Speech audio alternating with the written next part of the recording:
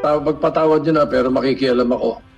The original author of the Obviously Substantive Voting Law was Bert Romulo in the 8th Congress.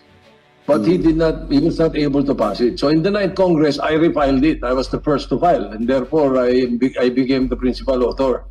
Ang isa sa mga problema namin, kaya namin hindi maipilit yung sinasabi ni Senator Drilon. Palagay mo ako yung nakatira sa Glendale, California. Ang gusto ko iboto yung district sa Sultan Kudarat. Anong balota makakarating sa akin? Di ba? Yung ganung problema eh. Unlike kung national lang, kahit saan ka sa Amerika, kahit saan ka sa Middle East, kahit saan ka sa hindi problema, hindi sasakit ang ulo ng COMELEC ipadala yung mga balota. Hindi nila alam kanino ka boboto eh. Hindi nila alam kung saan ka lugar na doon sa abroad eh. So that's the difficulty that we encountered then. And I distinctly remember Senator Drilon joined us during the hearings in New York, in California. The sponsor was Senator Ed Angara. Kaya yun ang isa sa mga difficulties na nakita namin noon. But if we can come up with some way to be able to do that, then perhaps pwede. But at the moment, I cannot see the possibility. Yun ang mahirap isolve eh. To 1 or 2 points only. I have only 2 questions for COMELEC. Alam mo naman, COMELEC is one of my favorite agencies. Totoong favorite. Certainly, Your Honor, Mr. President. Alright. Actually, na-energize naman po ako sa mga interpellation. Salamat po, salamat. Marami tayong kaibigan dyan sa COMELEC. Kabisado ng COMELEC ito. Pag ako'y bumibisita namin, napapag-usapan namin yan eh. We have a popular saying regarding Philippine elections eh. Walang natatalo. Nadadaya lang. Just when I thought that this is only happening in the Philippines, I was surprised to come across an interview of Mr. Lou Dobbs of Fox News with the former mayor of New York, and is now the cybersecurity advisor of the President of the United States, Mayor Rudy Giuliani, regarding the recently conducted U.S. election. So if you will bear with me just about a minute or 2 of the interview, please. Can we play it?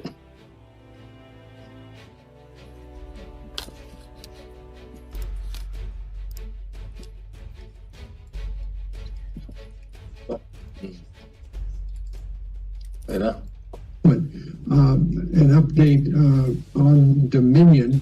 And how important do you believe the concerns that are being expressed in a number of states about the ability of these machines not to be hacked?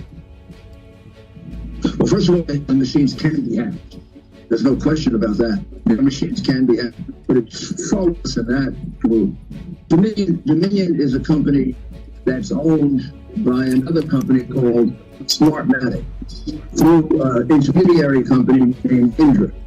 Smartmatic is a company that was formed way back in about 2003, 2004. You're going to be astonished when I tell you how it was formed. It was formed really by 3 Venezuelans who were very close to the dictator Chavez of Venezuela. And it was formed in order to fix elections. That's the company that owns Dominion. Dominion is a Canadian company. All of its software is Smartmatic software. So the votes actually go to Barcelona, Spain. So we're using a foreign company that is owned Venezuelans who are close to Chavez, are now close to Maduro, have history. They were founded as a company to fix elections. They have a terrible record, and they're extremely hackable. So Texas made the right decision. We can cut it now. We can cut it. We can stop that now, because the rest of the interview is he's explaining how the Smartmatic Dominion hacked or cheated or committed fraud in 2 or 3 states. in the last elections. That is their claim. Now, after hearing the allegations, I find it so familiar with what I brought up here a couple of years ago. You know, similar to our allegations of the way Smartmatic ran the 2016 elections. So may we get the reaction of COMELEC? And by the way, I'm glad about this particular issue that came about, because that means tama yung suspecha namin nung araw na yung Smartmatic ang problema, hindi COMELEC. Hindi ba? So may we get the reaction of COMELEC? Yes, Your Honor, Mr. President.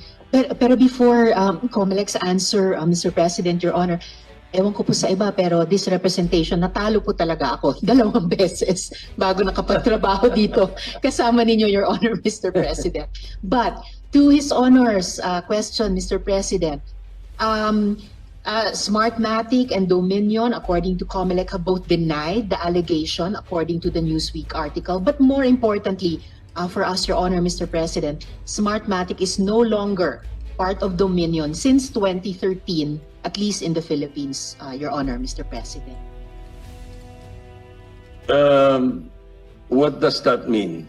So for the 2022 elections, who will be our service provider? If you say now that Dominion, sabi nila, Dominion is no longer connected to Smartmatic, sa atin, who will be our service provider for the 2022 election? Remember what they said, and they claim that the Smartmatic was formed by the group of President Chavez to commit fraud in elections.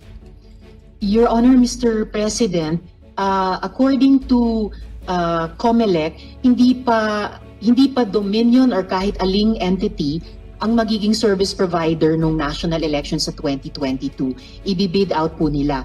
Ang nais lang po nilang ibahagi sa atin ay at least since 2013 in the Philippines, hindi na bahagi ng Dominion ang Smartmatic. So yun lang. Hindi po ako takot doon sa Dominion, doon sa Smartmatic ako takot eh. Lahat po sa Smartmatic. Oh, so that's not that's not comforting.